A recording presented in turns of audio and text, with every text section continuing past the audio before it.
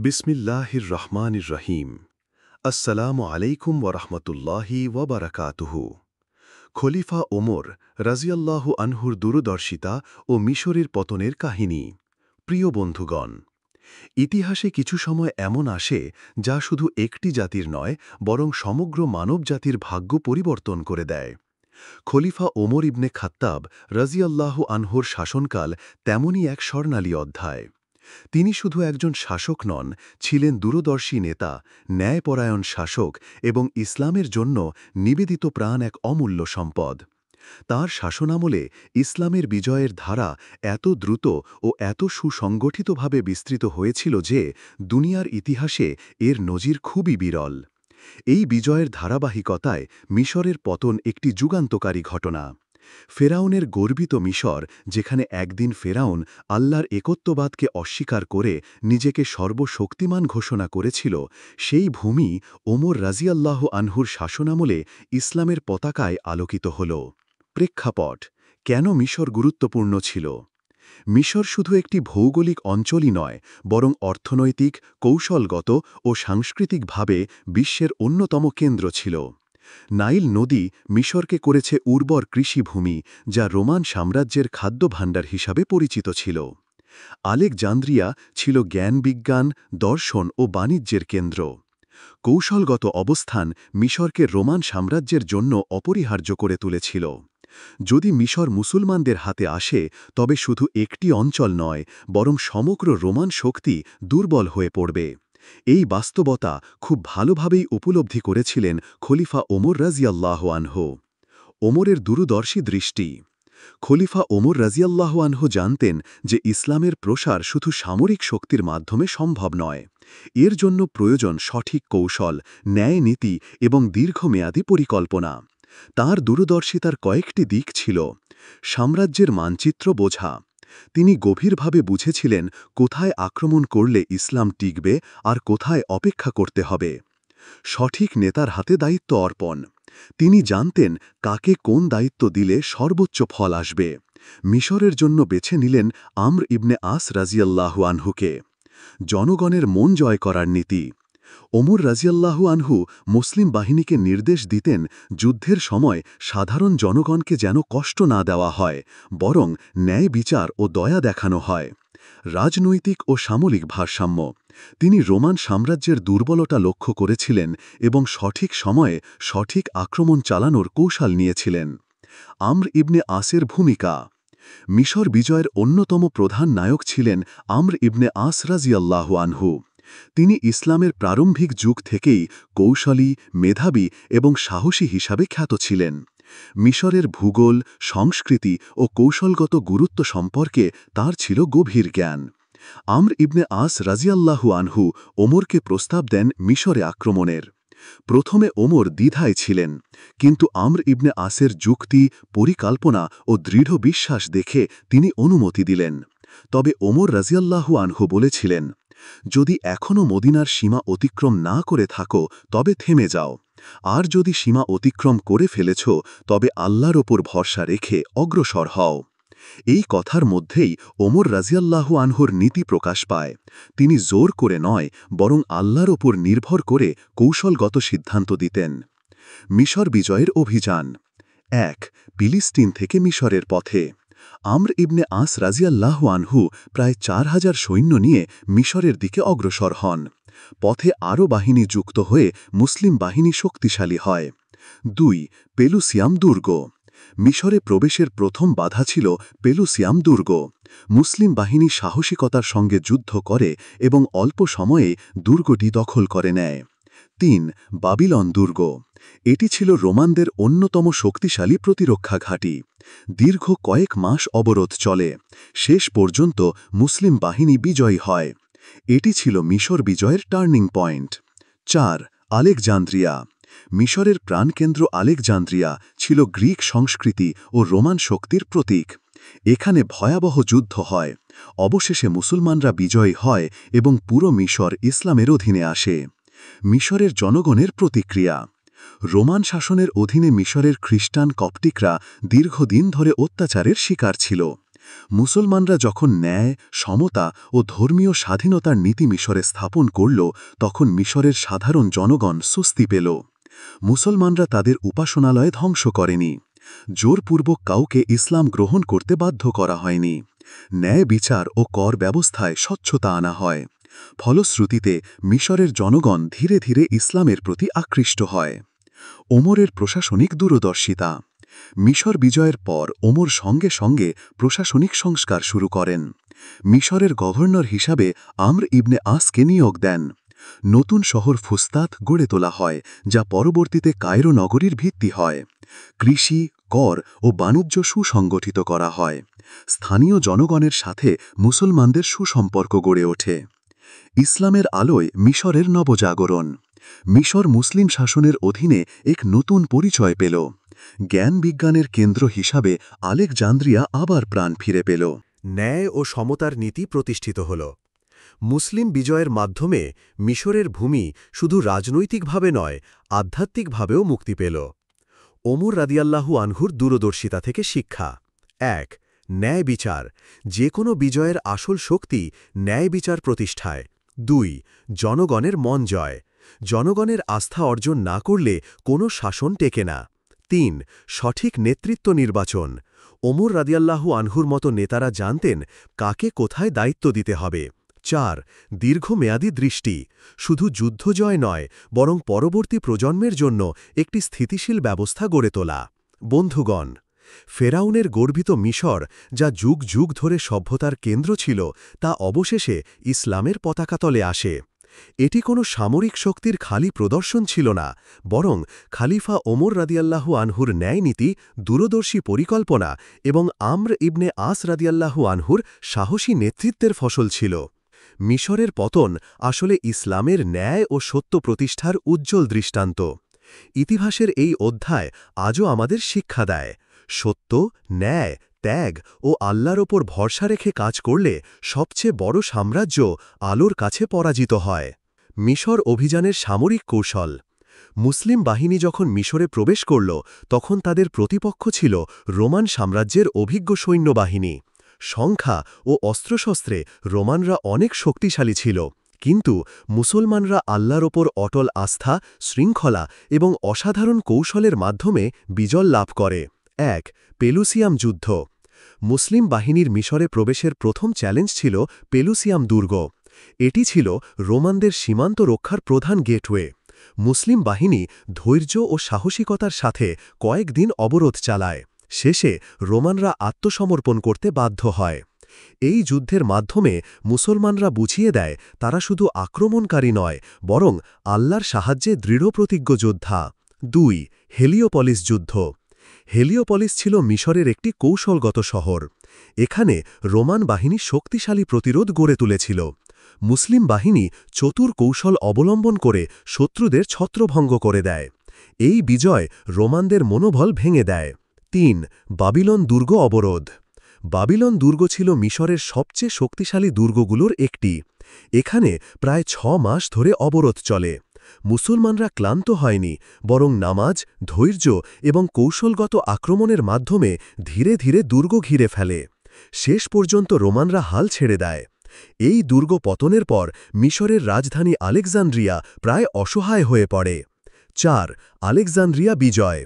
Alexandria ছিল Roman সাম্রাজ্যের এক মহামূল্যবান নগরী। এখানে সমুদ্র বন্দর, লাইব্রেরি এবং সাংস্কৃতিক ঐতিহ্যের বিপুল ভাণ্ডার ছিল। মুসলিম বাহিনী একাধিকবার আক্রমণ চালায় এবং অবশেষে শহরটি জয় করে। আলেকজান্দ্রিয়ার পতন মানেই পুরো মিশর মুসলমানদের অধীনে চলে যাওয়া। এটি ছিল এক ঐতিহাসিক মুহূর্ত। মিশর বিজয়ের তাৎক্ষণিক প্রভাব। ১. রোমান সাম্রাজ্যের ধাক্কা। রোমানরা খাদ্য সরবরাহের প্রধান উৎস হারায়। এতে সাম্রাজ্যের পতনের গতি আরও দ্রুত হয়। ২. মুসলিম সাম্রাজ্যের শক্তি বৃদ্ধি। ইসলামী খেলাফতের অর্থনীতি ও ভূখণ্ড বিস্তৃত হয়। ৩. সাধারণ জনগণের মুক্তি। কপটিক খ্রিস্টানরা রোমানদের ধর্মীয় নিপীড়ন থেকে মুক্তি পায়। তারা মুসলমানদের স্বাগত জানায়। কপটিক খ্রিস্টানদের প্রতিক্রিয়া। রোমান সাম্রাজ্য দীর্ঘদিন ধরে কপটিক খ্রিস্টানদের ওপর অত্যাচার চালাত। তারা বাইজান্টাইন সম্রাটের ধর্মীয় মতবাদের বিরোধিতা করলে শাস্তি পেত। কিন্তু মুসলিম শাসনের অধীনে তাদের গির্জা অক্ষত রাখা হয়, উপাসনার স্বাধীনতা দেয়া হয়, ন্যায় বিচারের আশ্বাস দেয়া হয়। ফলে মিশরের জনগণ মুসলমানদের প্রতি আস্থা রাখতে শুরু করে এবং অনেকেই পরবর্তীতে স্বেচ্ছায় ইসলাম গ্রহণ করে। প্রশাসনিক সংস্কার। খালিফা ওমর রাদিয়াল্লাহু আনহু শুধু যুদ্ধ জিতে থেমে যাননি, বরং বিজিত অঞ্চলগুলোকে স্থিতিশীল করার জন্য কার্যকর পদক্ষেপ নেন। ১. নতুন রাজধানী ফুস্তাত। আলেকজান্দ্রিয়া থেকে প্রশাসনিক কেন্দ্র সরিয়ে মুসলমানরা ফুস্তাত শহর গড়ে তোলে। এটি ছিল মুসলিম শাসনের প্রতীক। এখানেই নির্মিত হয় বিখ্যাত আমর ইবনে আস মসজিদ, যা আফ্রিকার প্রথম মসজিদ হিসেবে খ্যাত। ২. কৃষি সংস্কার। নাইল নদীর উর্বর জমি থেকে সঠিকভাবে কর সংগ্রহ ও কৃষি উৎপাদন বৃদ্ধি করা হয়। ওমর রাতি করের নিয়ম স্থির করেন যাতে জনগণ কষ্টে না পড়ে, আবার রাষ্ট্র সমৃদ্ধ হয়। ৩. বাণিজ্য ও নিরাপত্তা। মিশরের বন্দরগুলো মুসলিম সাম্রাজ্যের আন্তর্জাতিক বাণিজ্যের জন্য খুলে দেয়া হয়। নিরাপদ বাণিজ্য পথ তৈরি হয়, ফলে আরব, আফ্রিকা ও ইউরোপের মধ্যে নতুন অর্থনৈতিক সংযোগ গড়ে ওঠে। জ্ঞান ও সংস্কৃতির বিকাশ। মিশর ছিল জ্ঞান, বিজ্ঞান ও দর্শনের কেন্দ্র। মুসলিম শাসনের অধীনে এই ঐতিহ্য নতুন মাত্রা পায়। আলেকজান্দ্রিয়ার লাইব্রেরি মুসলমানদের কাছে মূল্যবান ছিল। এখানে সংরক্ষিত জ্ঞান ইসলামী সভ্যতার বিকাশে ভূমিকা রাখে। চিকিৎসা, জ্যোতির্বিজ্ঞান ও দর্শনশাস্ত্রের বিকাশে মিশরের অবদান অপরিসীম। মুসলিম পণ্ডিতরা স্থানীয় জ্ঞান আহরণ করে ইসলামী সভ্যতার ভাণ্ডার সমৃদ্ধ করেন। মিশর বিজয়ের দীর্ঘমেয়াদী প্রভাব। ১. আফ্রিকা বিজয়ের দ্বার। মিশর মুসলমানদের জন্য আফ্রিকার বাকি অংশে প্রবেশের পথ খুলে দেয়। ২. ইসলামী সভ্যতার বিস্তার। মিশর হয়ে ওঠে ইসলামী জ্ঞানচর্চার প্রধান কেন্দ্র। ৩. অর্থনৈতিক শক্তি বৃদ্ধি। নাইল নদীর উর্বর ভূমি ইসলামী সাম্রাজ্যের খাদ্যভাণ্ডার হয়ে ওঠে। ৪. রাজনৈতিক মর্যাদা। খলিফা উমর রাজিয়াল্লাহু আনহুর নেতৃত্বে ইসলাম বিশ্বের প্রধান শক্তিতে পরিণত হয়। উমর রাজিয়াল্লাহু আনহুর দূরদর্শিতা, আধুনিক দৃষ্টিকোণ। আজকের রাষ্ট্রবিজ্ঞান বা নেতৃত্বের আলোকে দেখলেও খলিফা উমর রাজিয়াল্লাহু আনহুর সিদ্ধান্তগুলো বিস্ময়কর। তিনি শুধু যুদ্ধক্ষেত্রের জয়ের কথা ভাবেননি, বরং সামাজিক ন্যায়বিচার নিশ্চিত করেছেন। তিনি জানতেন জনগণের আস্থা ছাড়া কোনো শাসন স্থায়ী হয় না। সঠিক ব্যক্তিকে সঠিক দায়িত্বে নিয়োগ দেওয়ার তার নীতি আজও নেতৃত্বের উৎকৃষ্ট উদাহরণ। শিক্ষণীয় বিষয়। ১. আল্লাহর ওপর ভরসা। যে কোনো কাজে ঈমান ও আস্থা অপরিহার্য। ২. দূরদর্শী নেতৃত্ব। শুধুমাত্র মুহূর্তের সাফল্য নয়, বরং ভবিষ্যতের কথা মাথায় রাখতে হয়। ৩. ন্যায় বিচার ও সহমর্মিতা। বিজিত জনগণের প্রতি সদয় আচরণই দীর্ঘমেয়াদী শান্তি নিশ্চিত করে। ৪. জ্ঞান আহরণ ও সংস্কৃতি রক্ষা। ইসলামী সভ্যতা সবসময় স্থানীয় সংস্কৃতি ও জ্ঞানকে গ্রহণ করেছে। অতএব মিশরের পতন ছিল না কোনো নিছক সামরিক জয়ের ঘটনা, এটি ছিল আল্লাহর পরিকল্পনা, যেখানে খলিফা উমর রাজিয়াল্লাহু আনহুর ন্যায়পরায়ণ শাসন, আমর ইবনে আস রাজিয়াল্লাহু আনহুর নেতৃত্ব এবং মুসলিম বাহিনীর ঈমান একত্রিত হয়ে ইতিহাসের ধারা পাল্টে দেয়। ফেরাউনের অহংকারে ভরা মিশর অবশেষে নত হয়েছিল ইসলামের ন্যায়, দয়া ও আলোর সামনে। আজও এই কাহিনী আমাদের শেখায়, শক্তির চেয়ে বড় শক্তি হল ন্যায়পরায়ণতা, দূরদর্শিতা এবং আল্লাহর ওপর অটল আস্থা। বাবিলন দুর্গের দীর্ঘ অবরোধ, ধৈর্যের শিক্ষা। বাবিলন দুর্গ ছিল মিশরের প্রাণকেন্দ্রের সুরক্ষা ঢাল। রোমানরা জানত এই দুর্গ পতন মানেই মিশরের পতন, তাই তারা প্রাণ প্রতিরোধ গড়ে তোলে। মুসলমানরা টানা ৬ মাস এই দুর্গ অবরোধ করে রাখে। রোমানরা বারবার সহায়তা বাহিনী পাঠালেও মুসলমানরা প্রতিবার কৌশলগত আক্রমণে তাদের পরাজিত করে। মুসলমানরা রাত-দিন দুর্গ ঘিরে নামাজ পড়ত, দোয়া করত এবং ধৈর্য ধরে অবস্থান করত। এই দীর্ঘ অবরোধে মুসলমানরা প্রমাণ করে দেয় তারা শুধু যুদ্ধ করতে আসেনি, বরং আল্লাহর পথে অবিচল থাকতে শিখেছে। অবশেষে দুর্গ পতন হলে রোমানরা হতাশ হয়ে পড়ে আর মিশরের দরজা খুলে যায়। আলেকজান্দ্রিয়া বিজয়ের নাটকীয় কাহিনী। আলেকজান্দ্রিয়া ছিল রোমান সাম্রাজ্যের দ্বিতীয় রাজধানীর মর্যাদা সম্পন্ন একটি শহর। এখানে ছিল বিশাল সমুদ্র বন্দর, সমৃদ্ধ লাইব্রেরি, বাণিজ্যের কেন্দ্র, রোমান সামরিক ঘাঁটি। মুসলিম বাহিনী শহর ঘিরে ফেলে। যুদ্ধ চলে কয়েক মাস ধরে। মুসলমানরা সমুদ্রপথে শক্তি কম থাকলেও স্থলপথে অসাধারণ কৌশল দেখায়। শেষ পর্যন্ত রোমানরা আত্মসমর্পণে বাধ্য হয়। আলেকজান্দ্রিয়ার লাইব্রেরি প্রসঙ্গ। ইতিহাসে একটি বিতর্কিত বিষয় হল আলেকজান্দ্রিয়ার বিশাল গ্রন্থাগার মুসলমানদের হাতে ধ্বংস হয়েছিল কিনা। বহু ঐতিহাসিক প্রমাণ করে দেখিয়েছেন গ্রন্থাগারটি মুসলিম বিজয়ের বহু আগেই রোমানদের গৃহযুদ্ধে ক্ষতিগ্রস্ত হয়েছিল। বরং মুসলিম শাসনের সময় জ্ঞান ও পাণ্ডুলিপি সংরক্ষণে গুরুত্ব দেওয়া হয়েছিল। খলিফা উমরের নীতি বিজয়ের পর করণীয়। উমর সবসময় তার সেনাপতিদের নির্দেশ দিতেন, অবিচার করো না, জনগণের জানমাল রক্ষা করো, উপাসনালয় ধ্বংস করো না, বৃদ্ধ, নারী ও শিশুদের ক্ষতি করো না। যুদ্ধ শুধুই শত্রু সৈন্যের বিরুদ্ধে। এই নীতি মিশরের জনগণের হৃদয় জয় করে নেয়। তারা মুসলমানদেরকে বিজেতা নয়, বরং মুক্তিদাতা হিসাবে দেখতে শুরু করে। কপটিক খ্রিস্টানদের মুক্তি। রোমান সাম্রাজ্যের অধীনে কপটিক খ্রিস্টানরা ছিল অবহেলিত ও নিপীড়িত। তাদের ধর্মীয় বিশ্বাস ছিল ভিন্ন, তাই বাইজেন্টাইন শাসকরা তাদের ওপর কর ও নিপীড়ন চাপাত। কিন্তু মুসলমানরা এলে তারা তাদের গির্জা ও ধর্মীয় স্বাধীনতা ফিরে পায়। মুসলমানরা কোনো জোরপূর্বক ধর্মান্তর ঘটায়নি। ন্যায় বিচারের পরিবেশ তৈরি হয়। এ কারণে মিশরের সাধারণ মানুষ মুসলমানদের স্বাগত জানায়। ফুস্তাত নগরীর উত্থান।